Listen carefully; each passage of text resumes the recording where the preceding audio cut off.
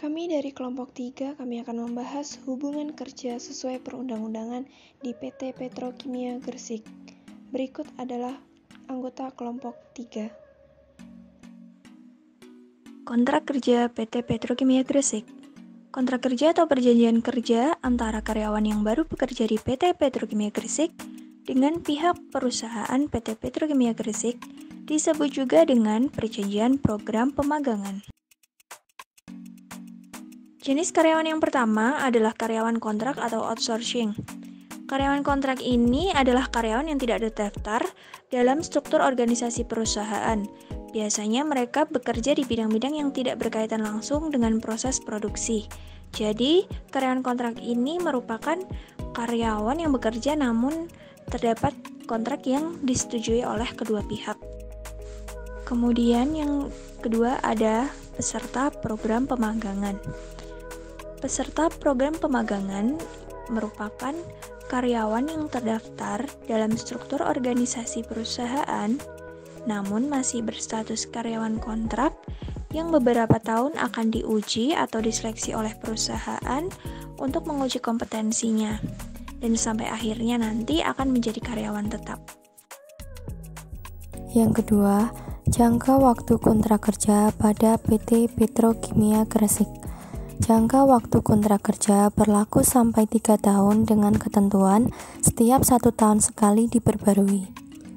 Karyawan terus diawasi sekaligus perusahaan memberi penilaian terhadap kinerja karyawan untuk diputuskan karyawan yang bersangkutan bisa menjadi karyawan tetap atau diberhentikan kontraknya. Karyawan kontrak ditempatkan di seluruh unit kerja yang telah ditentukan sesuai kebutuhan perusahaan.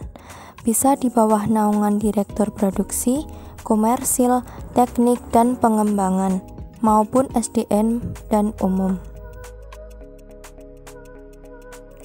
Mengenai gaji dan fasilitas, karyawan berhak mendapatkan gaji, tunjangan, dan fasilitas-fasilitas lainnya sesuai dengan kesepakatan yang ada di dalam perjanjian.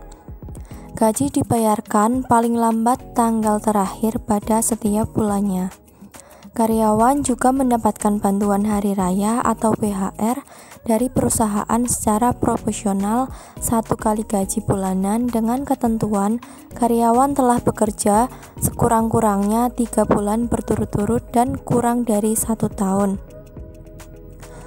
Gaji dan bantuan hari raya atau THR tersebut dibayarkan melalui transfer rekening bank. Fasilitas yaitu perlengkapan, seragam, dan jam sostek. Adapun sanksi dan berakhirnya kontrak kerja di PT Petrokimia Gresik yaitu semua karyawan di PT Petrokimia Gresik, khususnya karyawan yang berstatus kontrak, diwajibkan untuk disiplin dalam bekerja. Jika terdapat karyawan yang tidak disiplin, maka perusahaan mempunyai hak untuk memotong gaji karyawan tersebut. Pemotongan gaji terjadi apabila karyawan datang terlambat dan pulang lebih awal tanpa seizin atasan. Pemotongan gaji juga diterapkan apabila karyawan tidak masuk kerja tanpa adanya keterangan apapun.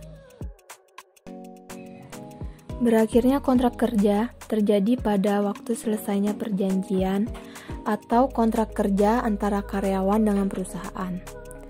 Kontrak kerja juga dapat berakhir atas permintaan karyawan yang bersangkutan maupun pihak perusahaan. Sanksi dan berakhirnya kontrak kerja yang selanjutnya yaitu kontrak kerja yang berakhir atas permintaan karyawan.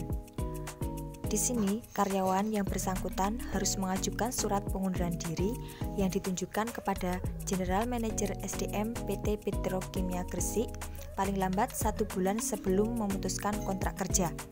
Selain itu, jika karyawan tidak masuk kerja selama 5 hari berturut-turut, maka akan disamakan dengan mengundurkan diri dan karyawan harus menerima sanksi dari perbuatannya. Implikasi dari pengunduran diri tersebut, karyawan yang bersangkutan diberi sanksi berupa penalti, yaitu kewajiban untuk membayar nilai gaji sisa masa kerja Selain kewajiban membayar nilai penalti, karyawan juga dibebankan membayar denda sesuai dengan ketentuan perusahaan, meliputi uang denda senilai 5 juta rupiah, biaya rekrutmen, dan biaya diklat. Penerapan PKB. Manajemen PT Petrokimia Gresik bersama dengan Serikat Karyawan Petrokimia Gresik menandatangani perjanjian kerja bersama atau PKB keempat sebagai upaya perbaikan kesejahteraan pekerja.